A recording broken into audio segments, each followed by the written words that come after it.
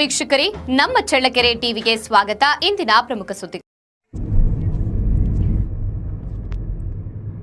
ಗ್ರಾಮೀಣ ಪ್ರದೇಶದ ಬಡ ಜನರಿಗೆ ಶ್ರೀ ಕ್ಷೇತ್ರ ಧರ್ಮಸ್ಥಳ ಸಂಸ್ಥೆ ಬಡವರ ಪಾಲಿಗೆ ಸಂಜೀವಿನಿ ಆಗಿದೆ ಎಂದು ಜಿಲ್ಲಾ ನಿರ್ದೇಶಕ ಪ್ರವೀಣ್ ಕುಮಾರ್ ಕರೆ ನೀಡಿದ್ದಾರೆ. ಭಾನುವಾರ ಪಟ್ಟಣ ಪಂಚಾಯಿತಿ ವ್ಯಾಪ್ತಿಯ ಜಾಗನೂರಹಟ್ಟಿ ಗ್ರಾಮದ ಕಾರ್ಯಕ್ಷೇತ್ರದಲ್ಲಿ ಶ್ರೀ ಕ್ಷೇತ್ರ ಧರ್ಮಸ್ಥಳ ಗ್ರಾಮೀಣಾಭಿವೃದ್ಧಿ ಸಂಸ್ಥೆ ವತಿಯಿಂದ ಹಮ್ಮಿಕೊಂಡಿದ್ದ ಒಕ್ಕೂಟದ ಸಭೆಯಲ್ಲಿ ಮಾತನಾಡಿದರು. ಈ ಪುಣ್ಯಕ್ಷೇತ್ರದಲ್ಲಿ ಕಳೆದ 14 ವರ್ಷದಿಂದ ಸಮಾಜದ ಕಟ್ಟಕಡೆಯ ಜನರಿಗೆ ಸಾಮಾಜಿಕವಾಗಿ ಮತ್ತು ಆರ್ಥಿಕವಾಗಿ ಶೈಕ್ಷಣಿಕವಾಗಿ ಸಬಲೀಕರಣ ಆಗದವರಿಗೆ ಸಮಾಜದ ಮುಖ್ಯ ವಾಹಿನಿಗೆ ತರಬೇಕು. ಬಡವರು ಸ್ವಾವಲಂಬಿ ಜೀವನ ಕಟ್ಟಿಕೊಳ್ಳಬೇಕು.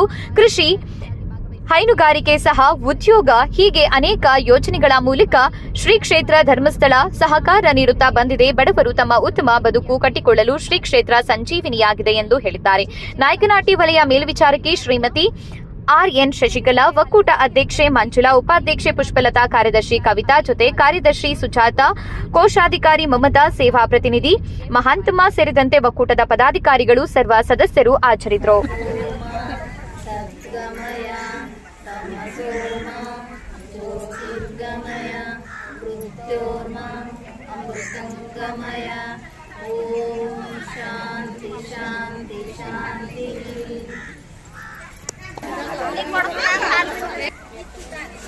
ಇವತ್ತು ಜಗಳೂರು ಜಿಲ್ಲೆಗೆ ಸಂಬಂಧಪಟ್ಟಂತ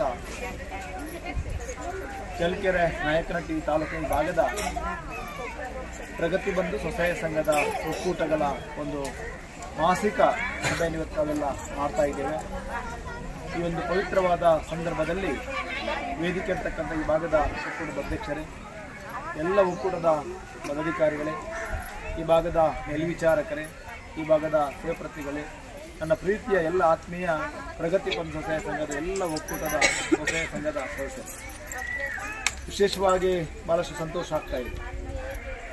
ನಾನು ಈ ವರ್ಷ ಈ ಭಾಗಕ್ಕೆ ಬಂದು 1 ವರ್ಷಗಳಾಗ್ತಾ ಇದೆ.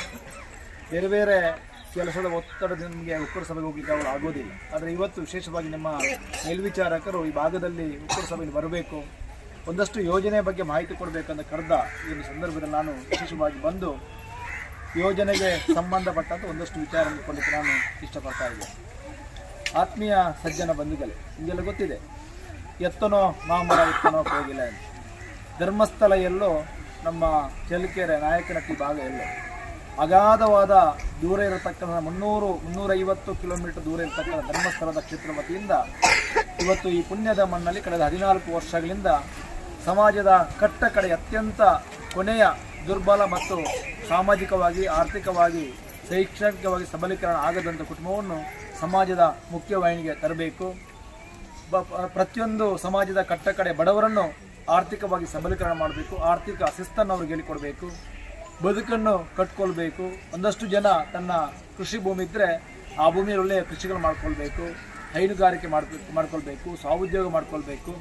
ಒಟ್ಟು ಇದರ ಉದ್ದೇಶ ತನ್ನ ಬದುಕನ್ನು ಬಡವರು ತನ್ನ ಶಕ್ತಿ ಸಂಪನ್ಮೂಲಗಳಿಂದ ಕ್ರೋಢೀಕರಣ ಮಾಡಿಕೊಂಡು ಬದುಕಬೇಕು ಅನ್ನತಕ್ಕಂಥ ವಿಶೇಷವಾದ ಕಲ್ಪನೆ ಇಟ್ಕೊಂಡು ಸಮಾಜದ ಪ್ರತಿಯೊಬ್ಬ ಬಡವನು ಕೂಡ ನಾನು ಬಡವನಲ್ಲ, ಬಡತನ ಅನ್ನುವಂಥ ನನಗೆ ಶಾಪ ಅಲ್ಲ, ಆ ಬಡತನವನ್ನು ನನ್ನ ಶಕ್ತಿಯಿಂದ ನಾನು ಕ್ರೋಢೀಕರಣ ಮಾಡಿಕೊಂಡು ಒಳ್ಳೆಯ ಬದುಕನ್ನು ಕಾಣಬೇಕು ಅಂತ ದೃಷ್ಟಿ ಇಟ್ಕೊಂಡು ಕಳೆದ 45 ವರ್ಷಗಳ ಹಿಂದೆ